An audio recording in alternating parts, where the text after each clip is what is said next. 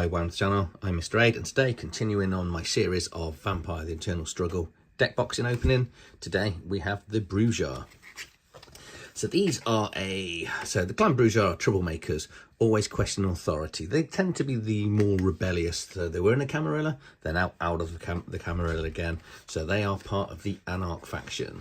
They're tough, hard, really enjoy fighting. So their main disciplines are going to be potence, presence, and celerity. So expect a lot of hitting hard, moving in combat, and then the sort of presence to sort of end a combat and sort of trick people to sort of become a new ally, really.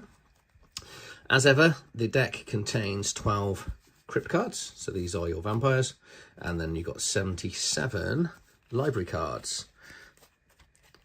First up, though, is the strategy guide. So this QR code, scan it in, will give you a 2-page sort of A4 double-sided thing you can print off, and it will show you the strategies on how to play the deck, how the cards work, some Q&As, etc. Really handy.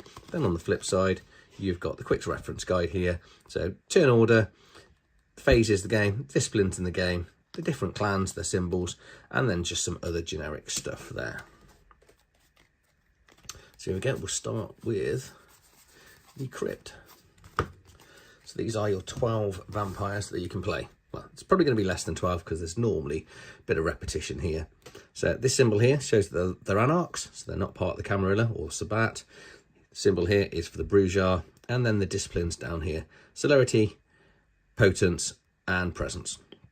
So she is a Anarch Baron. So this is equivalent to a prince. So she's got 2 voting rights. So once each turn, she can burn 1 blood to unlock another Anarch you control to perform a successful action. So Ariane, she's an Anarch. She gets -1 stealth during undirected actions. Athena, so just a Baron, so just a prince, but she has got obfuscate here. And Brandon Grime, his extra discipline is blood sorcery, so 5, so he's quite cheap to bring out.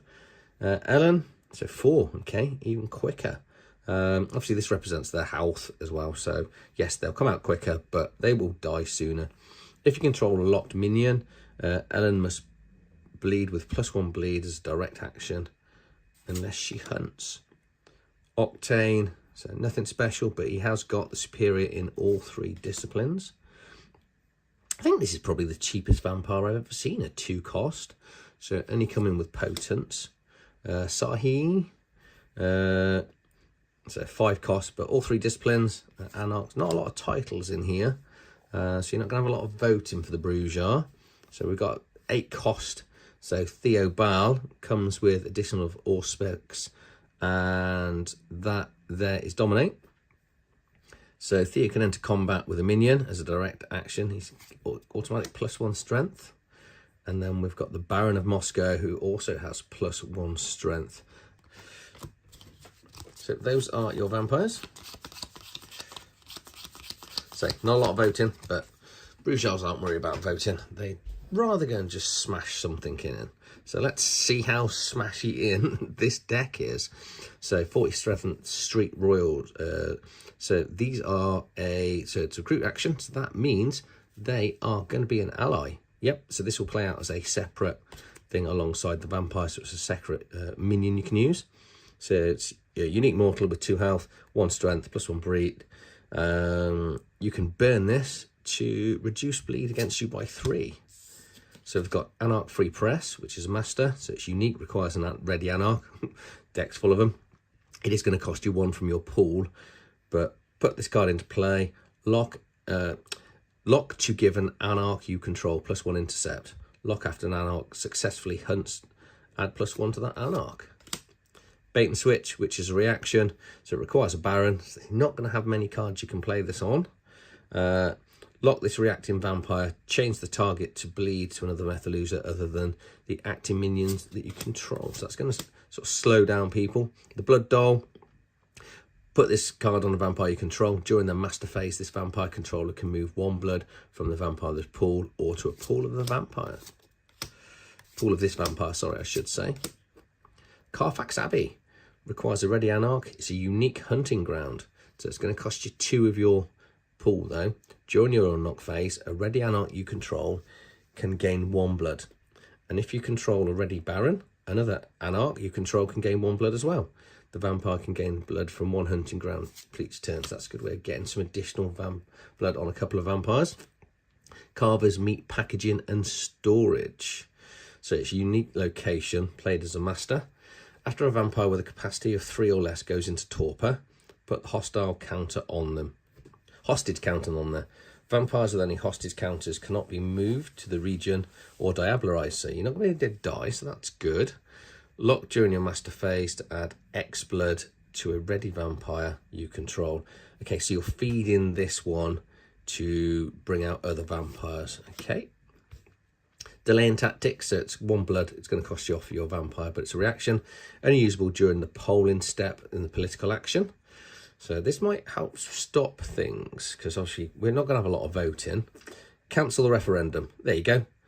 And unlock the acting vampire. A political action card was played to call this referendum. Return it to its owner's hand. Okay, so that's just going to stop it.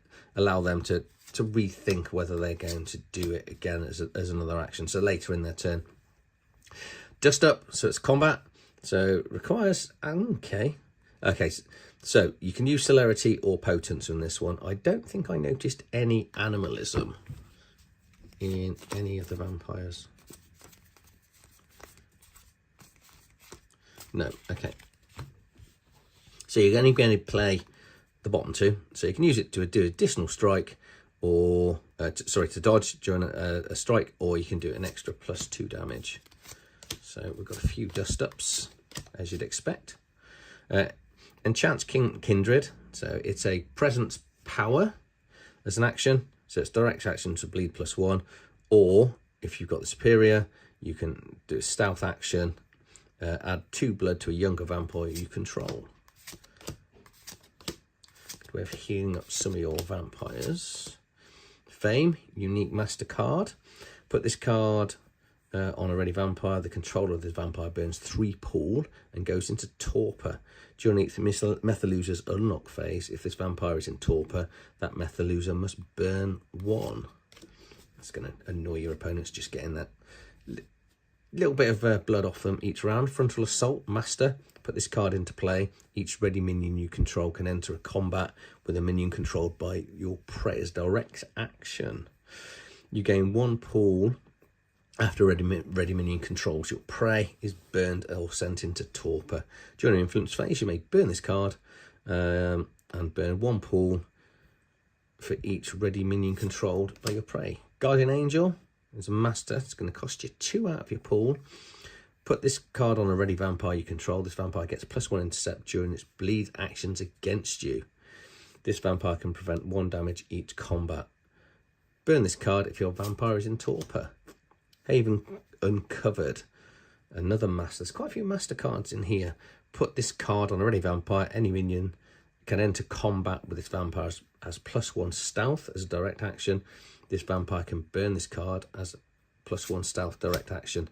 Heroic Might, +3 stealth action. It's going to be very hard to stop this. It's going to cost you 3 blood, but you still only need the standard potence.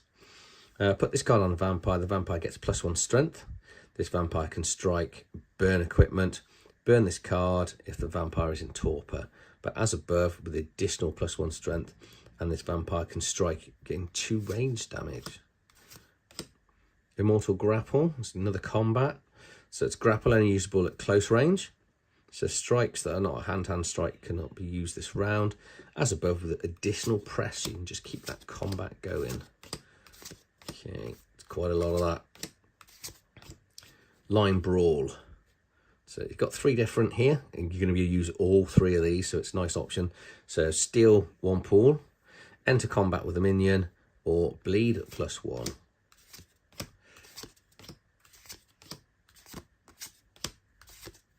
Monkey Wrench. This is a modifier, so it's going to cost the amount of blood pool of X.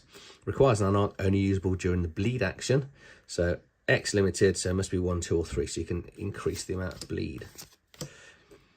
On the QV, So only usable by a locked minion. This minion, so you're basically going to wake up your minion to be able to react to something your opponent is doing. Organized resistance, which is another reaction, requires a Baron, and it's usable during the unlock Baron phase. Any Anarch you control gets +1 intercept. Also usable to unlock a locked Anarch you control. That Anarch attempts to block with +1 intercept. Always good to get things back sooner than normal. Pursuit. So this is celerity to maneuver, or you have an additional strike in the combat, or you can maneuver to close or increase the distance. You're going to probably want to close it down. Quickness. A vampire can only play as quickness. This is going to give you an additional strike if you've got the basic celerity. If you've got superior, you can have an additional strike that doesn't count against your limit, but you can only play this card once per round. Fair few of those. Roundhouse. I want to say Roadhouse, but sorry, it's from Family Guy. It's potent, so you can strike with +2 damage. If you've got superior, you can hand strike with +3 damage. So they are, yeah, there's an awful lot of sort of stand at the front and go and smash people, isn't there, in this deck? So show of force. So you're going to need presence and potion.